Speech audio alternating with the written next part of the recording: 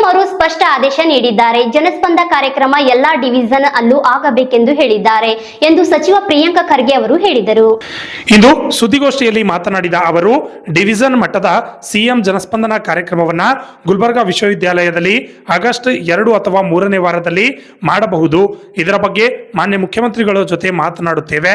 ದಿನಾಂಕ ಘೋಷಣೆ ಆದ ನಂತರ ನಿಮ್ಮ ಜೊತೆ ಮತ್ತೆ ಸುದ್ದಿಗೋಷ್ಠಿ ಕರೆಯುವುದಾಗಿ ತಿಳಿಸಿದ್ರು. ಈಗಾಗಲೇ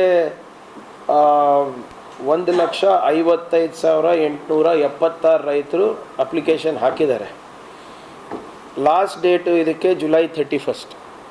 ಸೊ ನಮ್ಮ ಮಾಧ್ಯಮ ಸ್ನೇಹಿತರದ ಮುಖಾಂತರ ನಾನು ಎಲ್ಲ ನಮ್ಮ ರೈತ ಬಂಧುವರಿಗೆ ಹೇಳ್ತಾ ಇದ್ದೀನಿ, ಅಲ್ಲಿ ತನಕ ಆದಷ್ಟು ಮಟ್ಟು ಎನ್ರೋಲ್ಮೆಂಟ್ ಆದರೆ ಮುಂದಿನ ದಿನಗಳಲ್ಲಿ ನಮಗೆ ಅನುಕೂಲ ಆಗುತ್ತೆ. ಹಿಂದೆ ನಾವಾಗಲೇ ಹೋದ ಬಾರಿ ತಾವೆಲ್ಲರೂ ಸಾಕ್ಷಿ ಇದ್ದೀರಾ, ಬಹಳ ಪ್ರಾಮಾಣಿಕವಾಗಿ ನಮ್ಮ ಜಿಲ್ಲಾ ಆಡಳಿತ ಮತ್ತು ರಾಜ್ಯ ಸರ್ಕಾರ ಒಗ್ಗಟ್ಟಾಗಿ ಹೆಚ್ಚು ನಮ್ಮ ರೈತರಿಗೆ ಇನ್ಶೂರೆನ್ಸ್ ಕೊಡಿಸಿರೋದು. ಯಾವತ್ತೂ ಕೂಡ ನಾವು 600 ಕೋಟಿ 800 ಕೋಟಿ ನೋಡಿದಂಥವ್ರಲ್ಲ.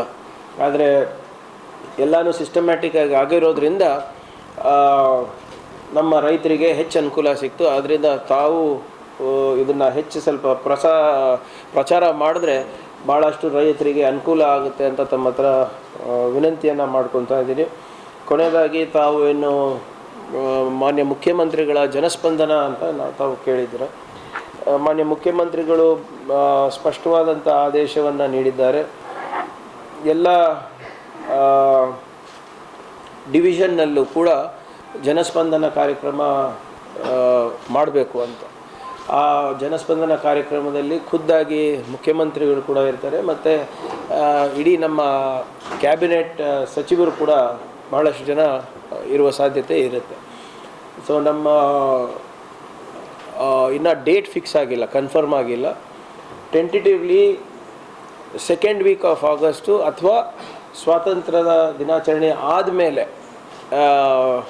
ಮಾಡಬೇಕು ಅಂತ. ಅದೇ ಇವತ್ತು ನಾವು ಮತ್ತು ಎಲ್ಲ ನಮ್ಮ ಶಾಸಕ ಸ್ನೇಹಿತರು ಎಲ್ಲರೂ ಹೋಗಿ ಯೂನಿವರ್ಸಿಟಿಯಲ್ಲಿ ನಾವು ನೋಡ್ಕೊಂಡು ಬಂದಿದ್ದೀವಿ. ಫಸ್ಟ್ ನಾವು NV ಗ್ರೌಂಡ್ನಲ್ಲಿ ಮಾಡೋಣ ಅಂತ ಅಂದ್ಕೊಂಡಿದ್ವಿ. ಆದರೆ ಡಿವಿಷನ್ ಮಟ್ಟದಲ್ಲಿ ನಾವು ಮಾಡಬೇಕಾದ್ರೆ ಸಾರ್ವಜನಿಕರಿಗೆ ಬಹಳ ತೊಂದರೆ ಆಗಬಹುದು ಅಂತ ಒಂದು ಕಾರಣದಿಂದ ನಾವು ಯೂನಿವರ್ಸಿಟಿನಲ್ಲಿ ಮಾಡಬೇಕು ಅಂತ ತೀರ್ಮಾನ ಮಾಡಿದ್ದೇವೆ.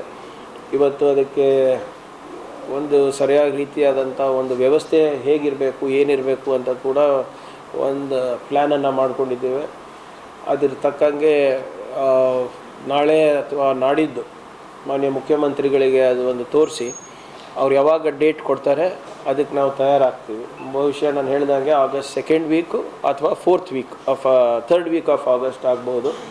ಸೊ ಅದು ಮಾನ್ಯ ಮುಖ್ಯಮಂತ್ರಿ ವಿವೇಚನೆಗೆ ನಾವು ಬಿಡ್ತೀವಿ. ಆದರೆ ಎಲ್ಲ ಆದಮೇಲೆ ಮತ್ತೊಮ್ಮೆ ತಮ್ಮ ಮುಂದೆ ಬಂದು ಪ್ರೀ ರಿಜಿಸ್ಟ್ರೇಷನ್ ಹೇಗೆ ಮಾಡೋದು, ರಿಜಿಸ್ಟ್ರೇಷನ್ ಹೇಗೆ ಮಾಡೋದು, ಅದರ ರೂಪರೇಷೆ ಏನಿದೆ ಅಂದ್ಬಿಟ್ಟು ತಮ್ಮ ಮುಂದೆ ನಾನು ಚರ್ಚಿಸಲಿಕ್ಕೆ ಬಯಸ್ತೀನಿ.